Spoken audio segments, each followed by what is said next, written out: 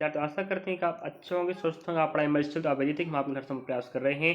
पिछले ईयर के प्रश्नों के माध्यम से आप तैयारी करा रहे हैं और आप पता है कि हम आपके लिए पिछले ईयर मतलब एमपी आबकारी भर्ती परीक्षा तैयारी करा रहे हैं। अगर आप तैयारी करना चाहते हो पिछले ईयर के प्रश्नों के माध्यम से, तो आपको हम मैथ्स भी पढ़ाएंगे, रीजनिंग भी पढ़ाएंगे और जीके ये सब कवर होगा। आप बढ़िया देखिएगा, इसका जानकारी आपको प्लेलिस्ट का नाम रहेगा एमपी आबकारी आरक्षक 2025-26 PYQ कक्षाएं करके प्लेलिस्ट डाला, जहाँ पर आपको वीडियो मिलते रहेगा। और इसके पहले हमने जीके जीएस का एक पार्ट कवर करा जिसपे हमने टॉप 15 प्रश्न लिए थे, और इस नेक्स्ट इस वीडियो के माध्यम से हम आपको टॉप 20 प्रश्न लेंगे। आपको पता होना चाहिए लगभग 30 या 35 प्रश्न आपको जीके जीएस के आएंगे, और हम आपको सभी प्रश्न कवर कराएंगे, जिससे क्या होगा विद्यार्थी, आप प्रश्नों को प्रकार समझ पाओगे, प्रश्न किस प्रकार प्रश्न पूछता है, किस टॉपिक का प्रश्न पूछ रहा है। आपको पूरे इतिहास, भूगोल, इतिहास, शास्त्र, करंट अफेयर, खेल कूद, कंप्यूटर, संपूर्ण प्रकार प्रश्न देखने को मिलेगा, है कि नहीं। चलिए दिखाते हैं आपको पहला प्रश्न इस पार्ट के माध्यम से। अगर आपने इसके पहले मैथ्स का, रीजनिंग का, जीके जिसका पार्ट नहीं देखा तो जाके देखिएगा। यहाँ पर हमें पहला प्रश्न कहता है जीएनपी का अर्थ क्या होता है। देखिएगा, आपने सुने होंगे जीडीपी ना, ग्रोस डोमेस्टिक प्रोडक्ट, ठीक है, ग्रोस डोमेस्टिक प्रोडक्ट। अब यहाँ पर बात आती है, हमें बोला जीएनपी, तो जीएनपी का फुल फॉर्म होता है ग्रोस नेशनल प्रोडक्ट, याद रखिएगा, ठीक है, ग्रोस नेशनल प्रोडक्ट इसका अर्थ होगा। और जीडीपी का अगर याद रखें तो इसका हिंदी मतलब क्या होता है, सकल घरेलू उत्पाद, याद रखिएगा, बहुत महत्वपूर्ण स्थान रखता है जी भारत में जीडीपी की बात, ठीक है, ग्रोस डोमेस्टिक प्रोडक्ट। इस प्रकार से आपको हमने जानकारी बताया, और कुछ जानकारी हमें ऐड करके बताया आपको प्रश्नों के माध्यम से, साथ साथ तो आप क्या करना है, प्रश्नों को पढ़ना है, लिखना है, और ऐड जानकारी भी आपको कॉपी नोट डाउन करना। चलिए अगला प्रश्न लेके चलते हैं। अगला प्रश्न आप एक पा रहे होंगे, 17 नंबर दे के रखा है, गुड्स एंड सर्विस टैक्स, जिसे हम बोलते हैं जीएसटी।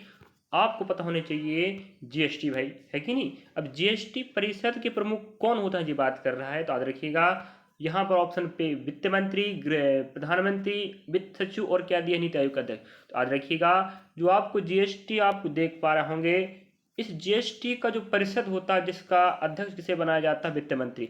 तो वर्तमान में जो भी पद है ना आपका क्या होगा, वित्त मंत्री होंगे, ठीक है, फाइनेंस मिनिस्टर, उसे ही क्या बनाया जाएगा, आपको क्या बनाया जाएगा, आपका जीएसटी परिषद। अब रही बात, जीएसटी भारत में 1 जुलाई 2017 को लागू, याद रखिएगा, बहुत महत्वपूर्ण फैक्ट है, 1 जुलाई 2017 को। अगर आप पूछ लेता कि जीएसटी भारत में कब लागू हुआ, तो याद रखिएगा सन 2017 जुलाई, 1 जुलाई। और जीएसटी दिवस की बात करें तो 1 जुलाई को जीएसटी दिवस मनाया जाता है, और लगभग लगभग अभी हमारे भारत में 150 देश कह सकते हो, और लगभग लगभग 150 देशों ने अभी तक इसको अपना या जा चुका, ध्यान रख इसको जीएसटी को।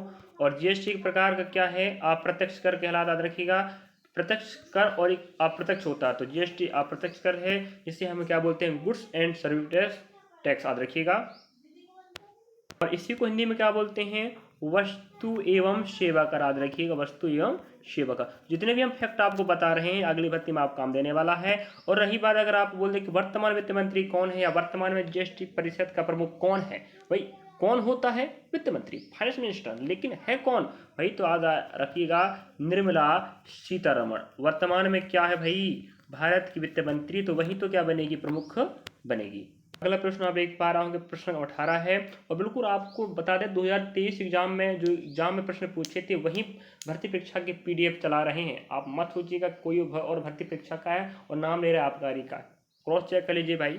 भारतीय संविधान के किस अनुच्छेद में भारत के चुनाव आयोग को उल्लेख, देखिएगा हमें पूछ रहा है भारतीय संविधान के किस, तो 328, 324, 369, 300, याद रखिएगा, इसका आंसर आएगा 324। तो 324 आर्टिकल में भारतीय संविधान का जो आर्टिकल नंबर 324 है, यहाँ पर आपको किसको उल्लेख मिलता है, भारतीय चुनाव आयोग का। और रही बात यहाँ पर, अगर आप बोला जाए कि चुनाव आयोग का जो अनुच्छेद कहाँ पर मिलता है, याद रखिएगा 324। और यहाँ पर आपको बता दें, जो चुनाव आयुक्त होता है, जो चुनाव आयोग होता है, इसका जो प्रमुख होता है उसे हम क्या बोलते हैं, चुनाव आयुक्त, याद रखिएगा, क्या बोलते हैं, आयुक्त।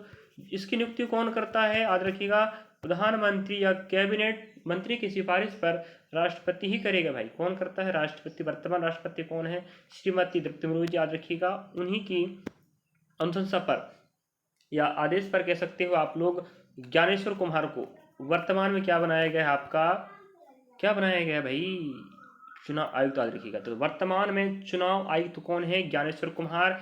इसके पहले कौन थे याद रखें, तो राजीव कुमार। इसके पहले राजीव कुमार, कुछ हाल ही दिनों में इनको चेंज किया गया है। तो चुनाव आयुक्त की बात करें, राजीव कुमार थे, अब नहीं रहे, अब ज्ञानेश्वर कुमार आ गए। नियुक्ति कौन करेगा, राष्ट्रपति किसके सिफारिश पर, कैबिनेट मंत्री व प्रधानमंत्री की सिफारिश पर। और भारत के पहले चुनाव आयुक्त की बात कौन रहेगा, शिव कुमार सेन याद रखिएगा, शिव कुमार सेन आपके भारत के पहले क्या है, चुनाव आयुक्त याद रखिएगा। चलिए, इतनी जानकारी आपके लिए बहुत काम लायक है। अगला प्रश्न आप देख पा रहे होंगे, नशीली पेय पदार्थों पर प्रतिबंधित है। नशीली पेय और पदार्थों के उपयोग पर प्रतिबंधित है, यह हमें अनुच्छेद कहाँ पर मिला, ये पूछ रहा। अभी हमें पूछा 324, जिसमें क्या है, चुनाव आयुक्त है, हमने एक्स्ट्रा फैक्ट बताया। चलिए, वही पूछ रहा है, जो नशीली पदार्थ आप प्रयोग कर रहे हो या उपयोग कर रहे हो, इन पर सरकार ने प्रतिबंध लगाया है। आर्टिकल नंबर याद रखिएगा, किसके तहत, 47। तो आर्टिकल नंबर 47 कहता है नशीली पदार्थों का आप सेवन नहीं कर सकते, उपयोग नहीं कर सकते, ना बेच सकते, समझे, जो आपका आंसर होगा। और ऑप्शन आप देख सकते हैं यहाँ पर भाई 27, और यहाँ आंसर आपका आएगा 47। अगला प्रश्न आपके समक्ष है, लोकसभा प्रश्नकाल कितने समय तक चल सकता है। तो जो लोकसभा जब बैठक होती है तो उस समय जो प्रश्न पूछे जाते हैं उसकी बात कर रहा है। तो प्रश्नकाल का समय कितने समय तक चल सकता है याद रखिएगा। तो ऑप्शन में लिख रहा है 2 घंटा, 1 घंटा, 1.5 घंटा और 3 घंटा। तो इसका आंसर आएगा with right answer option number B, आपका मतलब हो जाएगा 1 घंटा, जिसे प्रश्नकाल कहते हैं, जिसे हम शून्यकाल भी कह सकते हैं। ठीक है, इस काल में क्या होता है हम बता चुके हैं, प्रश्न पूछे जाते हैं और इस काल की जिस समय अवधि 1 घंटे होती है, याद रखिएगा। और लोकसभा आप पता है, भारत में लोकसभा सीटें 552 है वर्तमान में, और राज्यसभा 250, अधिकतम 552 सीटें हो सकती हैं लोकसभा की, और राज्यसभा की 250 हो सकती हैं। इसे निम्न सदन कहते हैं, और जे 250 वाला उच्च सदन के हालात याद रखिएगा। और दोनों की अगर इकट्ठे बैठक बुलाएगा तो आर्टिकल नंबर 108 के तहत राष्ट्रपति इनकी क्या करवाता है, संयुक्त अधिवेशन करवाता है। और अध्यक्षता कौन करता है, लोकसभा अध्यक्ष। लोकसभा अध्यक्ष क्या करेगा, अध्यक्षता करेगा। चलिए, इस प्रकार से अपना और दिखा देते हैं, प्रश्न देखते चलिएगा। बिल्कुल विद्यार्थी, अगली बार इसी प्रकार के प्रश्न आपके एग्जाम में आने वाले हैं। चलिए, अगला प्रश्न आप देख पा रहे होंगे, प्रश्न क्रमांक 21 कहता है, कपड़ों को गर्म पानी में धोना अधिक सुविधाजनक होता है, क्योंकि अभी गर्म पानी में अगर कपड़े धोगे तो उसमें क्या फायदा होता है, देखिएगा। क्या ऑप्शन आप पहला कह सकते हो, गर्म जल का पृष्ठ तनाव अधिक होता है। नेक्स्ट, गर्म पानी का पृष्ठ तनाव कम होता है। अगला, साबुन का कम होता है इस्तेमाल, कोई पृष्ठ तनाव नहीं होता भाई। इसका आंसर आएगा आपको बिल्कुल बी।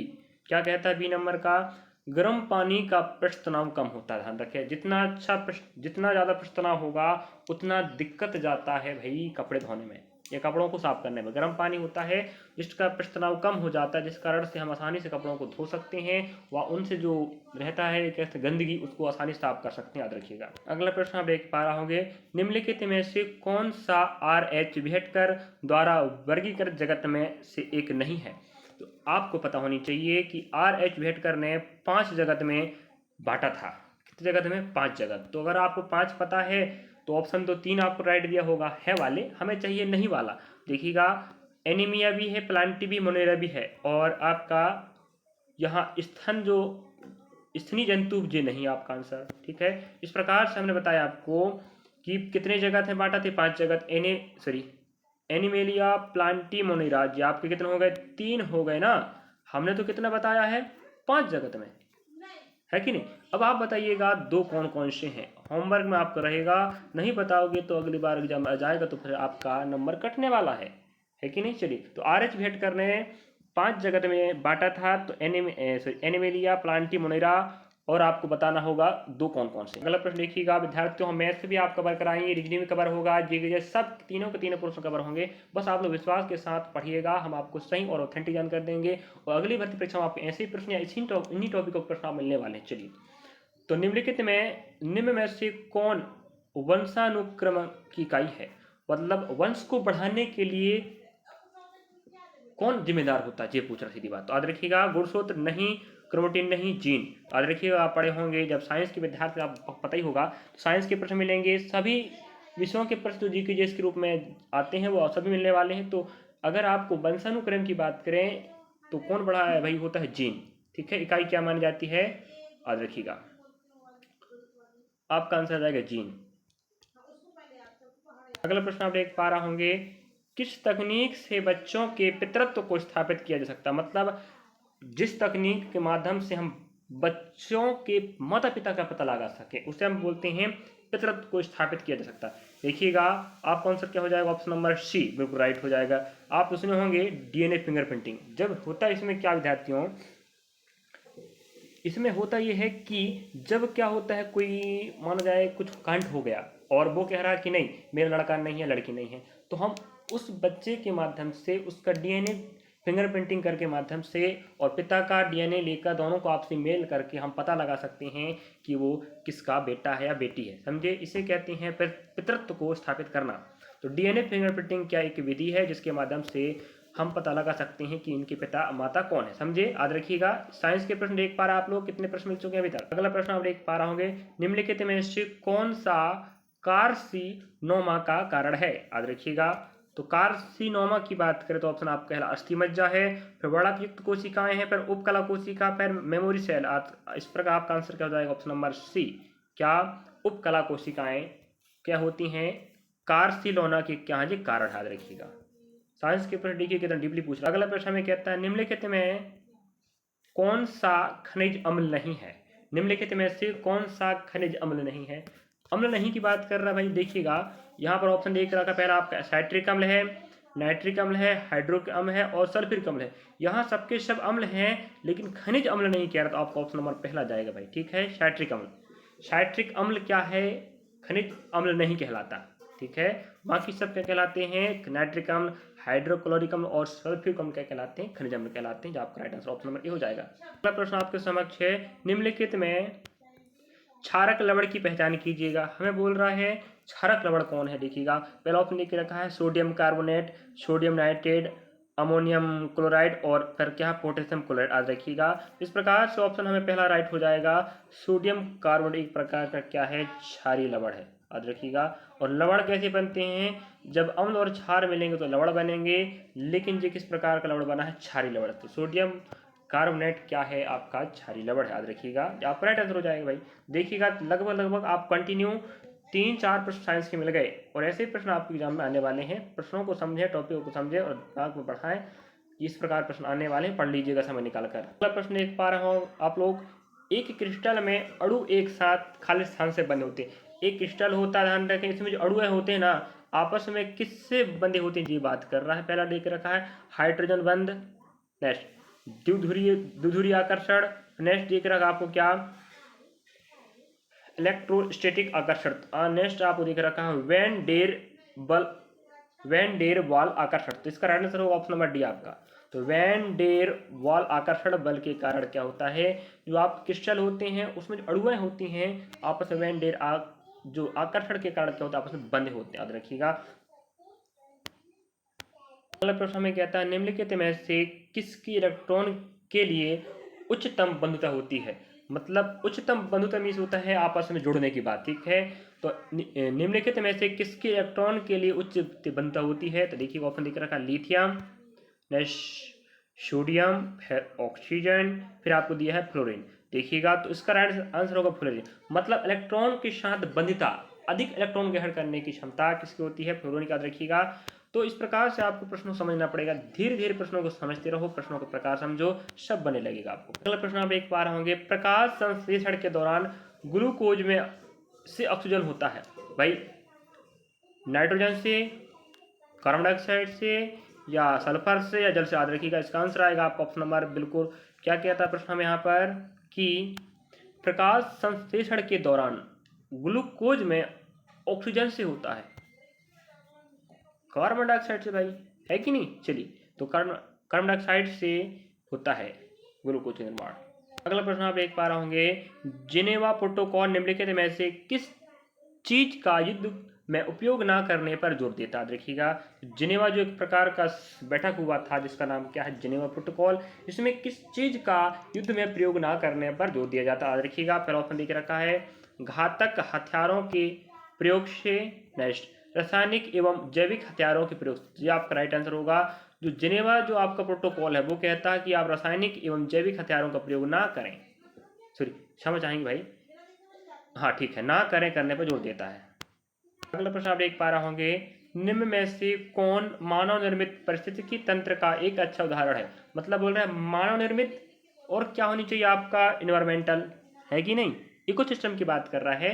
तो इकोसिस्टम की बात करें, मैन मेड इकोसिस्टम मतलब मानव निर्मित परिस्थिति तंत्र का सबसे अच्छा उदाहरण सागर ना, सागर तो भाई आपका कृत्रिम है ना, सॉरी प्राकृतिक है, हमें कौन सा चाहिए, कृत्रिम चाहिए। कृषि भूमि, बिल्कुल राइट बात, कृषि भूमि क्या है, मानव द्वारा निर्मित एक क्या है, बहुत अच्छा प्राकृतिक क्या है, परिस्थितिकी तंत्र है।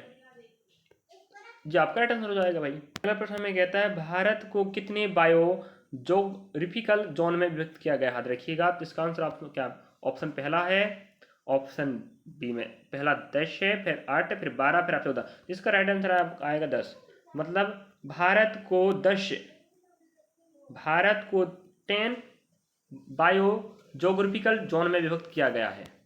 अगला प्रश्न हमें कहता है, मध्य लैमेला की सबसे अधिक या प्रचुर पदार्थ कौन सा है। तो याद रखिएगा इसका आंसर ऑप्शन पहले लेकर रखा है, लिग्रीन, सेल्यूलोज या पैक्टिन, फिर आपका क्या है, हेमिसेलुलोज। इसका आंसर क्या हो जाएगा आपका, पैक्टिन।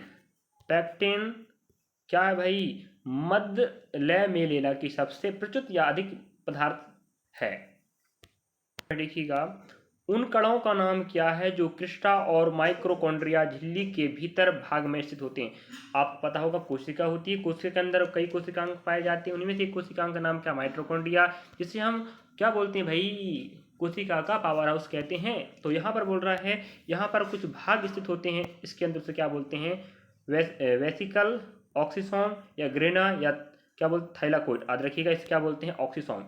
जो छोटे छोटे आपके जो कण कह सकते होते हैं राइबोसोम में, उन्हें क्या बोलते हैं, ऑक्सीसोम कहा जाता है, जो उसके कार्य में क्या करते हैं, सहायता प्रदान करते हैं। इस प्रकार से आपने देखिए विद्यार्थियों, हमने आपको इस वीडियो के माध्यम से टॉप पे 20 प्रश्न कवर कराए, शायद मुझे लग रहा है, क्योंकि पहले पार्ट मैंने 15 प्रश्न कवर कराया था, तो 15 और 20 35 होंगे ना, क्रमांक 35 तक गया है। अब खुद देखिएगा 15 प्रश्न हम बिल्कुल सही सही मिले, इतिहास, भूगोल, राजनीति, अर्थशास्त्र के, ठीक है, खेल, करंट अफेयर के। लेकिन अभी आपने देखिए हमने 25 प्रश्न इस वीडियो के बाद कवर कराया है, अधिकांश प्रश्न आपको साइंस के मिले, लगभग लगभग हम कह सकते हैं 15 और 20 के बीच में साइंस के प्रश्न हैं।